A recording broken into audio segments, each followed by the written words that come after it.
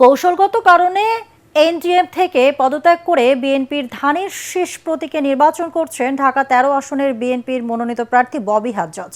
সকালে আগারগাঁওয়ের নির্বাচন কমিশনের ইটিআই ভবনে আঞ্চলিক নির্বাচন কর্মকর্তার কাছে মনোনয়নপত্র জমা দেওয়ার পর সাংবাদিকদের তিনি একথা বলেন। গভীর রাতে ষড়যন্ত্র করে আরপিও সংশোধন করার কারণেই নিজের দল থেকে পদত্যাগ করে বিএনপির প্রতীকে নির্বাচন করতে হচ্ছে বলেও মন্তব্য করেন ববি হাজ্জাজ।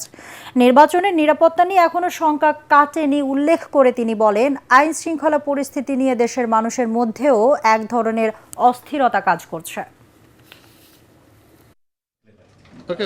আমাদের বিরুদ্ধে একটা ষড়যন্ত্র প্রচেষ্টা হয়েছে, যেখানে আরপিওতে নিশিরাতের ভিতরে হঠাৎ করে বদল আনা হয়েছে, যার জন্য আমরা এক মার্কায় জোটে সবাই যেতে পারবো না।